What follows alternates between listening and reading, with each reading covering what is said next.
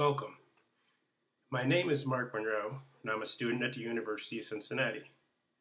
The following is my presentation from my research essay.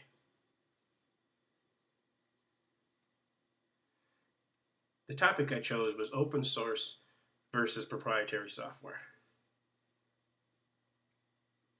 I even took it one step further and made the claim that because of the fact that source code is made available with open source software, it's more secure.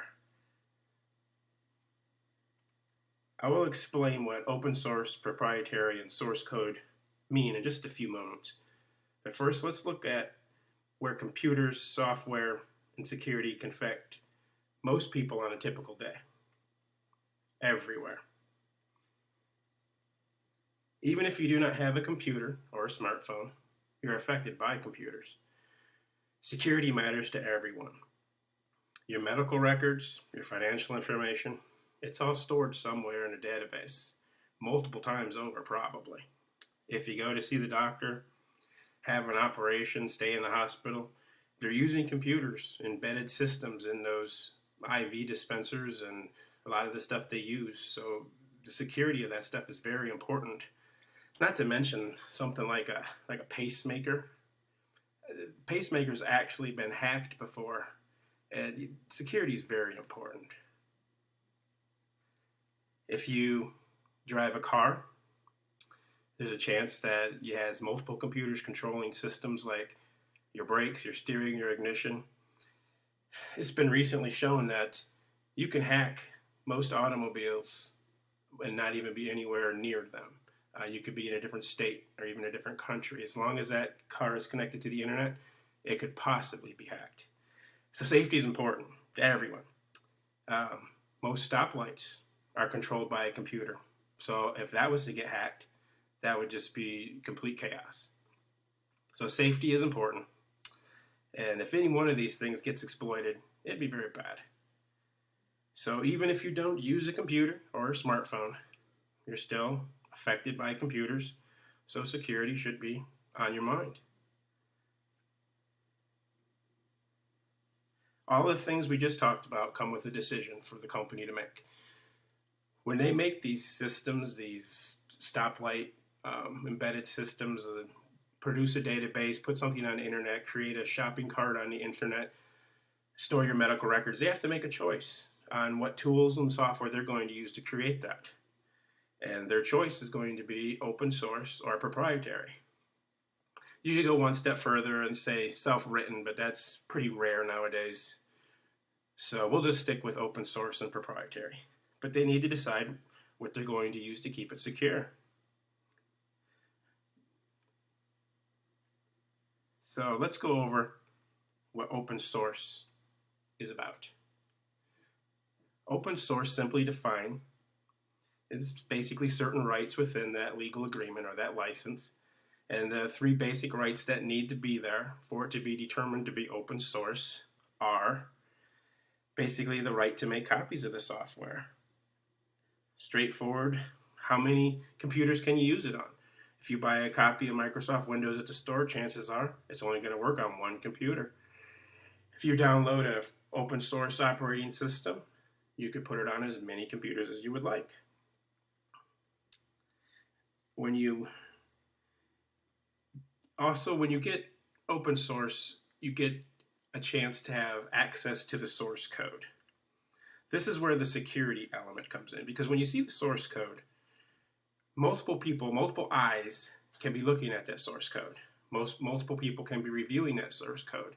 Yes, a person could argue that a hacker can see the source code and that makes it less secure, but that has not been found to be the case. A lot of times, holes in software, vulnerabilities get buttoned up within the first few days or before the software is even released.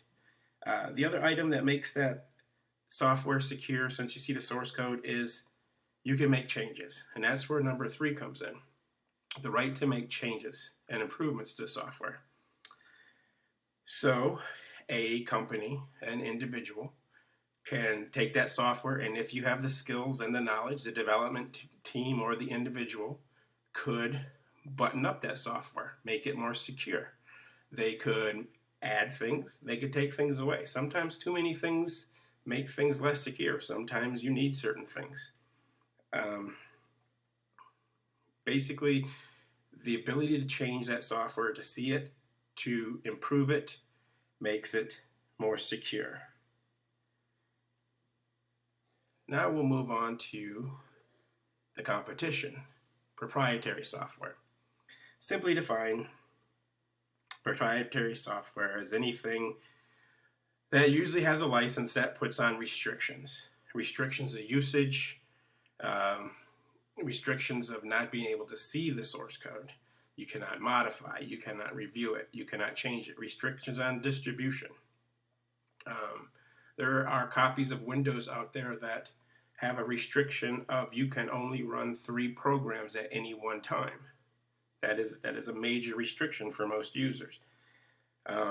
Proprietary software is pretty much what we all use today. And it comes ready to run, and it's like Windows, Office, Apple products, printer drivers, display drivers. Those are all proprietary. Source code is not included, and there are restrictions. So when you think proprietary software, one word that comes to mind, restrictions. When you think of open source software, the word that should come to mind is freedom. So now on to source code. Put source code into simplest form. It's basically a collection of all the computer instructions, and it's written in a text format. There's an example of it on the screen there. It's basically just simple text files in most cases that you can go in and change as a programmer or developer. You can go in and see how they're doing something. You could see that there's going to be a memory overflow possibility, and that would make a vulnerability. You can go in and change it to how you want it to be if you have those skills. So that makes open source very powerful, and that makes open source more secure.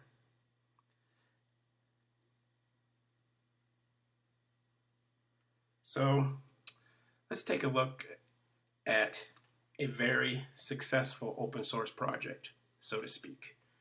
It's that of Linux. It came around in the early 1990s by the guy on the screen there, Linus Torvalds. He's Finnish. He's a university student at the time, and he just started a simple thing. He's like, I'm just going to release this under the GPL, which is a license, an open source license. And I'm just going to start writing this, and anyone who wants to join me, join in. And it turned into a very powerful project. So powerful that pretty much Linux sits in, I would bet every major corporation has some install of Linux. There are hundreds of distros. Because you get the source code, people take the source code, make it the way they want, and make their own distribution. There's literally hundreds of distributions of Linux to cover everything from just a simple distribution because you just want to play arcade games at the highest speed, or a distribution for an office user, or a distribution for a developer. The one pictured on the screen there is Ubuntu. It's very popular, and a lot of people have installed that. They go from their Windows XP to Ubuntu, and they find that their computer runs better and it's more secure. It's full featured and it's everywhere. It's used in embedded systems. It's in medical equipment. It's in microwaves. Linux is in refrigerators, tablets, smartphones. Linux is basically Android. Android is a spin-off of the Linux project. So it's pretty much everywhere. There's even a joke that somewhere out there is a Linux toaster. So Linux is everywhere. It's a very popular open source project. And one thing you usually do not find on Linux, just installed, ready to go, is antivirus software. So that would lead one to believe that it is more secure. Now we'll move on to open source runs the internet. So every time you access the internet, open source is somewhere in there transparently sending you web pages, running encryption for your online banking or your shopping. It could even be your web browser if you're running something like Mozilla JavaScript, it's an open language, so to speak, but JavaScript, which is everywhere, that's there. So basically, one would imagine that when a company puts forth the thought to when they sit down and they say, what are we going to install? What are we going to use to run our web server? And they pass by something like Microsoft, which is a powerhouse in server software, and they say, let's just run Apache on Linux. Probably almost 70% of the internet is run on Apache and OpenSSL. They had to, one of the things, number one on their list was probably security, or it had to have been up there on the top three, one would hope, if they're a good company. So if they're making that decision and they come to that conclusion, one would have to imagine that Linux and open source is secure. They can make changes, they can modify. They don't have to sit around after you hear about a vulnerability come about. You don't have to sit around waiting for someone like Oracle or Microsoft to issue a patch. You can simply, if you have the skills, go modify it yourself. It could be as simple as disabling something until you could figure out something further. You have that power with open source. You can go into the source code, change it, fix it, disable it, do what you need to do with it. It's freedom. So that leads us to well-known companies that use open source. I could sit here all day and do research and I could list off General Electric, Procter and Gamble, Citibank. They all have Linux. But these four companies here on the screen, Twitter, Facebook, LinkedIn, and Google, are well-known companies that use a lot of open source. Facebook actually proclaims themselves to be 100% open source. They start projects and they back projects. They provide their code so other companies can use it. These four companies are huge on open source. So once again, I take it back to, if these guys are using it, security has to be important, because the second you start losing people's names or information or anything, people will abandon you very, very fast. So one would imagine on the top line of their list, when they sat down to figure out what they were going to use for software, they would have had security at like number one, person would hope, but maybe, in the top three. So, if they have chosen open source, I would say that open source is good company to equal security. So pretty much leads us to, why would you want to use open source? Well, what's the real case? Well, I'll just take it back to where I was. Open source is security. It's freedom. It's the ability to make changes. It's having access to the source code. It's putting people in true power of their software. It takes a lot of knowledge. It takes a lot of skill. But if you have that development team, you can have a very successful open source implementation. You can have a much better time on a Linux box. I have upgraded my parents to Linux after I had to rebuild Windows XP, and they loved Linux. I just put it on there and said, good luck. I will get with you later. Don't have the time. They found out everything and loved it for another, I think the computer lasted another 2 years. They installed the printer drivers. I never had to return to that computer. They enjoyed it and liked it, said it was faster. So that would be an individual user case.